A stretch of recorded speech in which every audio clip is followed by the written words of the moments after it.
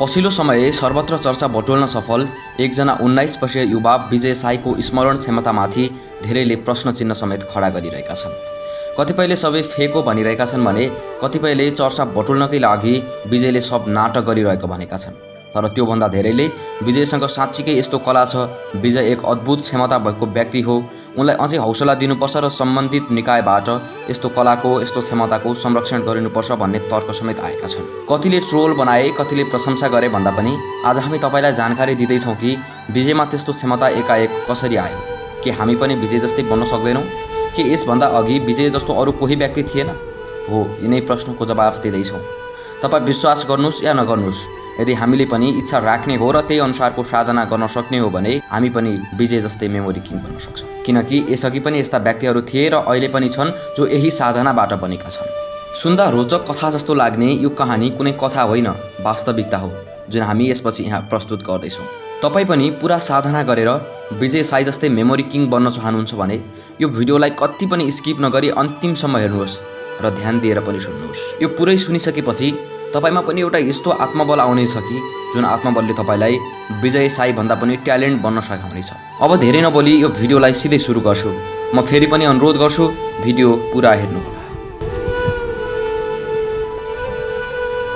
के 5-7 मिनेटमा 1200 पृष्ठको पुस्तक पढ्न सम्भव छ? यसबारे स्वामी विवेकानन्दको चर्चा गर्नु वाञ्छनीय देखिन्छ। स्वामी विवेकानन्द पश्चिमी देशहरूको भ्रमण गर्ने क्रममा जर्मन पुगेका थिए, जहाँ विवेकानन्द त्यो बेलाका विश्वविख्यात दार्शनिक तथा सुप्रसिद्ध लेखक पाल ज्याकब ड्युसनका अतिथि थिए। एक दिन विवेकानन्द ज्याकबको अध्ययन कक्षमा थिए, जहाँ ज्याकबले पढ्ने गरेको हजारौं पुस्तकहरू पनि थिए। सामुन्नेको टेबलमा एउटा बृहत पुस्तक थियो जुन जर्मन भाषामा लेखिएको सङ्गीत सम्बन्धी पुस्तक थियो। जब स्वामी विवेकानन्दले ज्याकब समक्ष यो पुस्तकबारे जिज्ञासा राखे तब ज्याकबले सो पुस्तकको बखान गर्दै भने यो पुस्तक जर्मन भाषामा लेखिएको र हरेक व्यक्तिले पढ्नै पर्ने सङ्गीत सम्बन्धी अति महत्त्वपूर्ण पुस्तक हो। यो पुस्तक पढ्न हप्तौँ, महिनौँ र कतिपयलाई वर्षौँ समेत लाग्छ, तर पढेर पनि बुझ्न कठिन छ। कतिपयले छेउटुप्पो समेत बुझ्दैनन्। म आफैले यो पुस्तक हप्तौँ, महिनौँ लगाएर बल्ल आधा सिद्ध्याएँ, तर पनि यो पुस्तकको भाव राम्ररी बुझ्न सकेको छैन। सायद तपाईँलाई पनि यो पुस्तक पढ्न हप्तौँ, महिनौँ लाग्न सक्छ र बुझ्न पनि कठिन हुन सक्छ। ज्याकबका कुरा सुनिरहेका विवेकानन्दले भने, कृपापूर्वक यो पुस्तक आधा घण्टा जतिको लागि मलाई दिनुहुन्छ? तपाईँको कुराले म यो पुस्तक पढ्न इच्छुक रहेँ। विवेकानन्दको कुराले ज्याकबको होस हवास उड्यो। उनले मनमा नै सोचे, विवेकानन्द कुन दुनियाँमा छन्? मैले हप्तौँ लगाएर, महिनौँ लगाएर बल्ल आधा सिद्ध्याए पनि राम्ररी बुझ्न नसकेको किताब विवेकानन्दले आधा घण्टामा पढ्छु भन्दैछन्। जबकि यो पुस्तक जर्मन भाषामा छ र विवेकानन्दले जर्मन भाषाको छेउटुप्पो बुझ्दैनन्। उनले ठहर गरे, विवेकानन्दलाई आफ्नो ज्ञान र क्षमताप्रति अनावश्यक दम्भ रहेछ। विवेकानन्दको दम्भ तोड्न पनि यो पुस्तक उनलाई पढ्न दिन उचित ठाने। ज्याकबले टेबलबाट उक्त पुस्तक उठाएर विवेकानन्दको हातमा थमाउँदै भने, तपाईँले तोकेको समयमा यो पुस्तकको केही पान्ना मात्र पढ्न सक्नुहोला र पढेको पान्नाहरूको पनि हरफहरू बुझ्न कठिन होला। विवेकानन्दले सिर्फ यति भने, म विवेकानन्द हुँ, पाल ज्याकब ड्युसन होइन। विवेकानन्द किताब लिएर अर्को कोठामा पुगे र उक्त पुस्तकमाथि केही मिनटमै दुवै हात राखे। एकाध मिनटपछि विवेकानन्द पुस्तक बोकेर ज्याकब कहाँ आए र किताबलाई टेबलमा राखेर भने, मैले पुरै पुस्तक पढेँ, तर पुस्तकमा खासै त्यस्तो महत्त्वपूर्ण विषयवस्तु रहेनछ। अब त झन् ज्याकबको होस हवास नरहे जस्तै भयो। उनलाई आश्चर्य पनि लाग्यो, केही रिस पनि उठ्यो। ज्याकबले सोचे, विवेकानन्द कि त झुटो बोल्दैछ कि त उनलाई आफ्नो ज्ञानको घमण्ड छ र आफ्नो ज्ञानको क्षमता सिद्ध गर्न यसो भन्दैछन्। ज्याकबले विवेकानन्दले बोलेको कुरालाई झुट साबित गर्न परीक्षा लिने विचार गरे। आफू आधा पढिसकेर आफ्नो स्मरणमा रहेको विषयवस्तुबारे विवेकानन्दलाई प्रश्न राखे।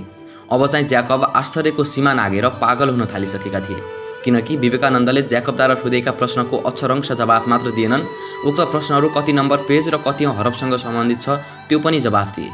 विवेकानन्दले उक्त पुस्तकबारे अनेकौँ यस्ता तथ्य पनि भनिदिए कि जुन ज्याकबले हप्तौँ लगाएर पनि अझै पढ्न भ्याएका थिएन। ज्याकबले आश्चर्यपूर्वक विवेकानन्दलाई सोधे, यो कसरी सम्भव छ जबकि तपाईँ जर्मन भाषा जान्नुहुन्न? विवेकानन्दले भने, त्यसैले त मलाई दुनियाँले स्वामी विवेकानन्दको रूपमा जान्दछन्। स्वामी विवेकानन्दले ज्याकबलाई ब्रह्मचार्य त्याग र संयमको पालना गर्दा मनुष्यभित्र प्रकट हुने असीमित क्षमता, स्मरण शक्ति लगायतका अन्य छिपेको शक्ति जागृत हुन्छ भन्ने अवगत गराउँदै भने, जस्तो कि एउटा बीजलाई बाहिर छोडिदियो भने कुहिएर जान्छ, किरा लागेर नष्ट हुन्छ, माटोमा गाडियो भने बीज फक्रेर वृक्ष बन्छ र असीमित फलहरू पैदा हुन्छ। तपाईँले आफूभित्र रहेको बीजलाई नष्ट गर्नुभएको छ, मैले मभित्र रहेको बीजलाई फक्रिने अवसर दिएको छु। ज्याकबले यो रहस्यबारे थप जिज्ञासाहरू पनि विवेकानन्द समक्ष राखे, जसको जवाफमा स्वामी विवेकानन्दले व्याख्या गर्दै भने, तपाईँहरू मस्तिष्कको उपयोग गरेर पढ्नुहुन्छ, मस्तिष्कको क्षमता सीमित हुन्छ।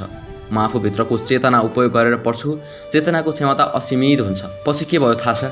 जब ज्याकब ड्युसनले सनातन धर्म अँगाले र आफ्नो नाम देवसेन राखे र आजीवन सनातन हिन्दू धर्मको अभ्यासी रहे। 60 देखि 90 को दशकसम्म बहुचर्चित रहस्यदर्शी ओशो रजनीशमा पनि यस खालको आन्तरिक शक्ति थियो। उनले दैनिक 16 देखि 30 पुस्तक पढ्ने गर्थे, जुन एउटा पुस्तक पढ्न सामान्य आम मानिसलाई हप्तौं र महिनौं लाग्छ।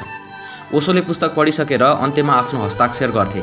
यसरी ओशोले पुस्तक पढिसकेर अन्तिम पृष्ठमा हस्ताक्षर गरेको पुस्तक अहिले पनि 1,60,000 वटा छ। उनले बाल्यकालमा पढेको, पुस्तकालयमा पढेको, अरूसँग मागेर फिर्ता गरेको, पढेर हराएको अनि स्कुल कलेजमा पढेको पुस्तकहरूको सङ्ख्या बेग्लै छ। रहस्यदर्शी ओशोको यस खालको अद्भुत क्षमताबारे ओशो रजनीश समक्ष उनका प्रशस्त शिष्यहरूले प्रश्न राखेका छन्, तर हरेक प्रश्नको प्रश्न जवाब दिने ओशो रजनीशले आफूमा रहेको अद्भुत क्षमताको रहस्यबारे जवाफ दिएका छैनन्, बरु उनले पिक्चोरियल मेमोरीको बारेमा बताएका छन्। स्वामी विवेकानन्दले जस्तै ओशोले पनि मस्तिष्कको क्षमता सीमित हुने र चेतनाको क्षमता असीमित हुने अनि पिक्चोरियल मेमोरी मस्तिष्कसँग होइन चेतनासँग सम्बन्धित रहेको तथ्य बताएका छन्। अहिले चर्चामा रहेका विजय साईले केही मिनटमै पुस्तकको पाना पल्टाएर सम्पूर्ण पुस्तक कण्ठस्थ गर्न सक्ने जुन क्षमताबारे चर्चा चलेको छ, यसबारे मलाई विस्तृत जानकारी त छैन, तर यो क्षमता सम्भव छ। विजय साईले पढ्ने क्रममा मस्तिष्क होइन चेतना सक्रिय भएको हुनसक्छ।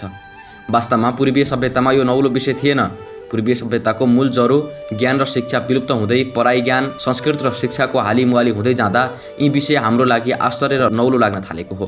वास्तवमा पूर्वीय संस्कृतिको सम्पूर्ण धर्महरू, हिन्दू, बौद्ध, जैन धर्मका आश्रमहरूमा शिष्यहरूको लागि यस खालको साधना र अभ्यास अनिवार्य जस्तो थियो। जाति स्मरण यस्तै खालको एक साधना अभ्यास हो, जुन हिन्दू, जैन र बौद्ध धर्मको साझा साधना पद्धति हो। यी तीनै धर्मका साधकहरूलाई जाति स्मरण अनिवार्य थियो, किनकि पूर्वीय मतअनुसार जाति स्मरणको अभ्यास बिना मुक्ति प्राप्त गर्न कठिन हुन्छ। मुक्ति प्राप्तिका मूल 2 मार्ग छन्, अनुभव र समझ। अनुभवको मार्गद्वारा मुक्ति प्राप्त गर्न जाति स्मरणको अभ्यास र क्षमता अनिवार्य छ। जस्तो विवाह, धन, सन्तान, यौनप्रतिको मोह व्यर्थ हो भन्ने तथ्य अनुभवले नै महसुस गरेर ज्ञान प्राप्त नहुन्जेल मुक्ति हुँदैन। तर यी सबै कुरा व्यर्थ हुन् भन्ने कुरा व्यावहारिक रूपले कसरी अनुभव गर्ने वा थाहा पाउने? जाति स्मरण यस्तो साधना पद्धति हो जसमार्फत व्यक्तिले आफ्नो कैयौं पूर्वजन्मको स्मरण प्राप्त गर्न सक्छ। जाति स्मरणमा दक्षता प्राप्त व्यक्तिले आफ्नो अघिल्लो कैयौं जन्म देख्छ। साथै उसले यो पनि देख्छ कि उसले त कैयौं पटक विवाह, यौन, धन, सन्तानको अनुभव गरिसकेको रहेछ, तर त्यसले सुख त दिएन। त्यसैले यीबाट आनन्द र सुख प्राप्त हुने रहेनछ। तर हामी अनेक जन्ममा अघिल्लो जन्मको अनुभव बिर्सिन्छौँ, त्यसैले यीबाट सुख र आनन्द प्राप्त हुने रहेनछ।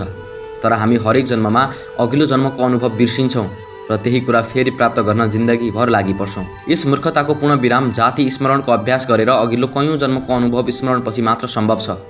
अर्को मार्ग समझको झन कठिन छ, किनकि चुरोट खानेलाई चुरोटले गर्ने हानि थाहा पाउन र यसको व्यर्थता जान्न जति सजिलो हुन्छ, जीवनभर चुरोट नखानेलाई यसको व्यर्थता थाहा पाउन गाह्रो हुन्छ।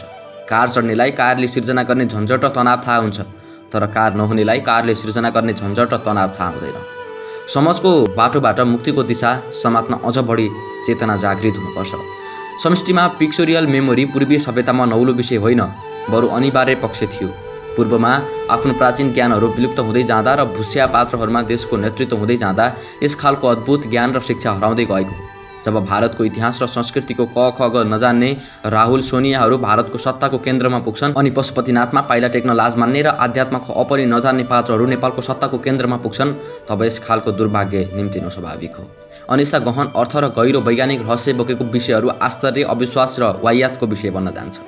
पश्चिमी जगतको पुरै दिशा मस्तिष्कको अधिकतम प्रयोग हो।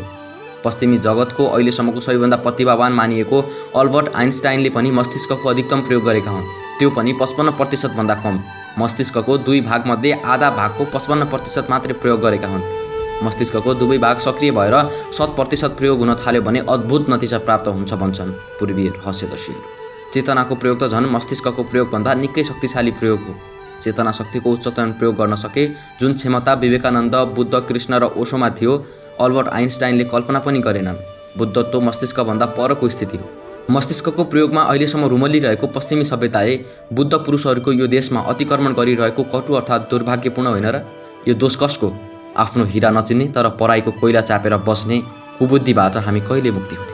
शान्तिमान श्रेष्ठले canada-nepal.com मा लेखेको यो रहस्यमय तर यथार्थ इतिहासबाट प्रत्येक व्यक्तिमा एक न एक भावना र विचार जागृत हुन्छ।